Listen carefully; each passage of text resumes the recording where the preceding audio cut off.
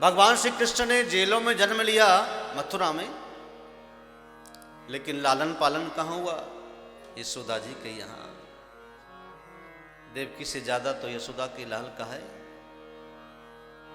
क्योंकि यशोदा ने तप किया। कौन है यशोदा? यशोदा है यशम इति ददाति यशोदा, जो कृष्ण के नाम का यश प्रदान करे, यश करे, प्रचार प्रसार करे, भक्ति करे, वही तो यशोदा है।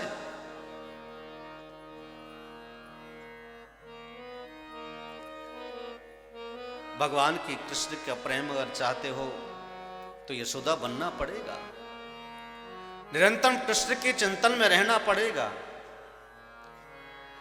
क्योंकि नंद बाबा और यशोदा ने कृष्ण को पुत्र बनाने के लिए बहुत प्रगाढ़ तप किया था।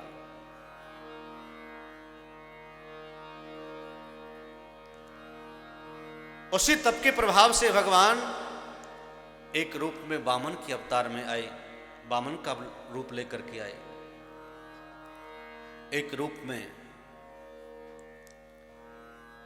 कृष्ण बनकर के आ गए। अर्थात भक्त की कामना जैसी होती है ना, तो भगवान उसी कामना को पूरा करने के लिए कुछ न कुछ लीला करके उस कामना को पूरा करते हैं। प्रेम से कहिए श्री राधे। नंद बाबा आज बहुत प्रसन्न मुद्रा में बैठे हैं। ब्रजवासियों के झुंड, गोप ग्वालिकाओं के झुंड हैं, और उस महलों में एकदम खचाखच भीड़ बढ़ गई, जबरदस्त भीड़ भर गई।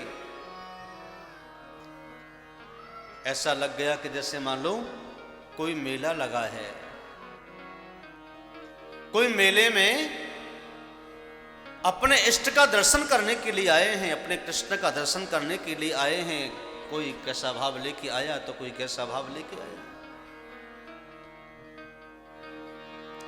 जो जैसा भाव लेकर के आया, भगवान ने पाले में लेटे लेटे सबको देख लिया, कौन कैसा भाव लेके आया है, उनको उसी रूप का ही दर्शन दिया।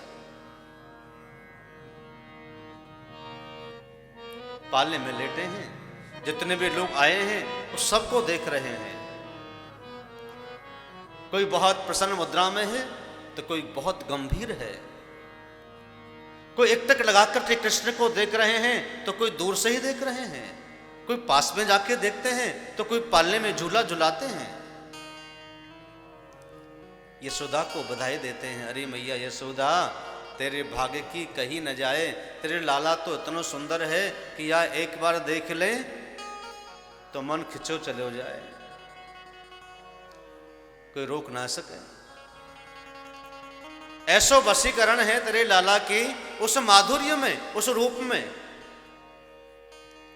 एक बार उस मुखमंडल को कोई देख ले तो उनका ही बन जाता है। नंद बाबा पौड़ी पे बैठे, और वहीं पौड़ी पे बैठे हुए जितना भी खजाना था, तिजोरी के ताले खोल दिए और सारा धनमाल अपने पास में ला करके ब्रजवासियों को बांटने लगे। ब्रजवासियों से कहा कि आज मेरे यहां अति आनंद भयो है, लाला नहीं आनंद भयो है। मेरा पुत्र नहीं है, वो तो पुत्र तो सबको है, लेकिन मेरा तो अति आनंद है। जब से मेरे घर में लाला आयो है तब से मेरे घर में बहुत आनंद भर गया है। आनंद की खुशियों की हिलोरें, लहरें उठने लगी हैं। बोलो आपको क्या चाहिए? कई ब्राह्मण, कई ब्रजवासी सोने की मुद्राएं, सोने की मोहर, चांदी के वस्त्र अलंकार आदि, जिसने जो मांगा वही दिया। क्यों? क्योंकि आज नंद बाबा महामना बन गए हैं।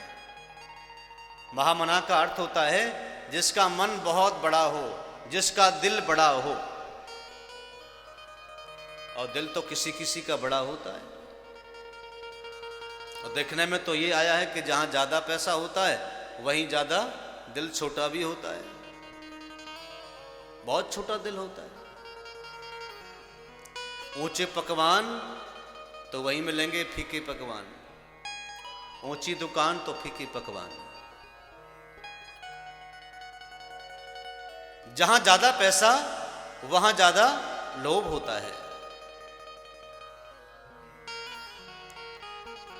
नंद बाबा आज महामना है कि जो जो मांगेगा मैं वही वही दूंगा। कोई मनाही नहीं है, तो सब कुछ तो मेरे कृष्ण का है, मेरे लाला का है। क्योंकि भगवान जहां आ जाए ना, वहां कुबेर अपनी तिजोरी को लेके आ जाता है। चाहे कितना भी बांटो, कितना भी दान करो, कभी भी खाली नहीं होता। जितना ज्यादा दान दिया जाता है उतना ही बढ़ता है। कर्ण के हाथ में एक ऐसी रेखा थी कि वो जितना दान करता था उससे 10 गुना उसके मिल जाता था। कभी भी दान से भंडार खाली नहीं हुआ करता था। जिसकी भावना ऐसी हो कि मुझे देना चाहिए, देना सीखो। देना हर आदमी नहीं जानता और नहीं दे सकता। पैसा देने में तो लोगों की जाने निकल जाती है। अरे पैसा चला जाएगा फिर कैसे होगा। धन चाहते हो तो दान करिए, आपका धन बढ़ेगा, आपका धन शुद्ध होगा, पवित्र होगा। महामना बने भगवान कृष्ण के अपने लाला की खुशी में आनंद दान करने लगे हैं कि नंदास्त्वात्मजम उत्पन्ने जाता लादो महामना आहोई विप्रान वेद ज्ञान स्नात सुचिर लंकृता। नंद जी के घर आज आत्मज हुआ है, इसलिए आज नंद महाराज महामना बन गए हैं। अपने पुरोहित को बुलाया, बुला करके खूब पूजा कराई, अपने पितरों का तर्पण करवाया, नांदी श्राद्ध करवाया, पुरोहित को दान देकर के प्रसन्न किया, आशीर्वाद लिया। धन से ज्यादा अगर कोई महत्वकारी चीज है तो वो है आशीर्वाद। आपका धन समाप्त हो सकता है लेकिन आशीर्वाद कभी मिट नहीं सकता। आशीर्वाद मिल गया तो आपका धन भी निरंतर बढ़ता चला जाएगा। आशीर्वाद में वो शक्ति है। आशीर्वाद लेते रहना चाहिए। तो महामना नंद बाबा ने आज सोना, चांदी, वस्त्र, अलंकार, गौदान और गायों के भी सींग पे सोने की सींग मड़वा मड़वा करके दिए।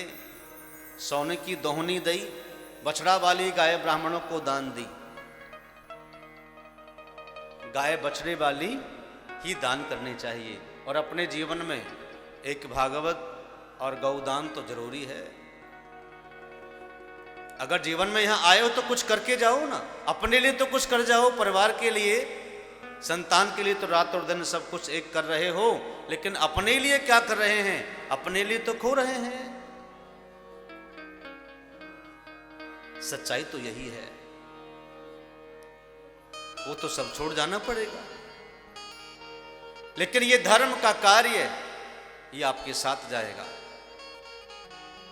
कि धैनूनां नियुते प्रादाद विप्रेभ्यो समलंकृते तिलांद्रीन सप्तरत्नो भूषांत कौभांबरावृता।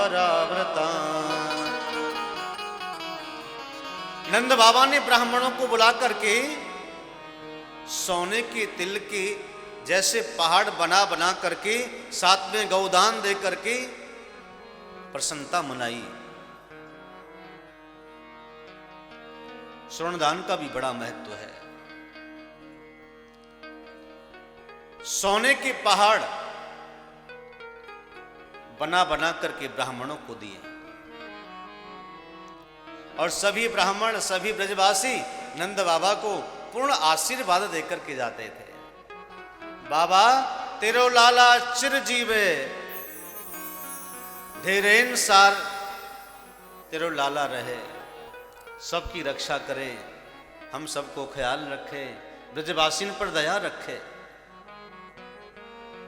और सच तो यह है कि जब से कृष्ण आए हैं गोकुल में, तब से यमुना महारानी का जो पानी सूख गया था ना, वह भी उमड़ने घुमड़ने लगी। जो वृक्ष सूख गए थे उसमें भी हरे हरे पत्ते आने लगे। और ब्रज में आकर की लक्ष्मी ने स्वयं वास कर लिया। लक्ष्मी जी, कुबेर सब वहां आकर के वास करने लगे हैं ब्रज में। प्रेम से कहो श्री राधे। अरे ओ अम्मा, थोड़ा धीरे बोल ले।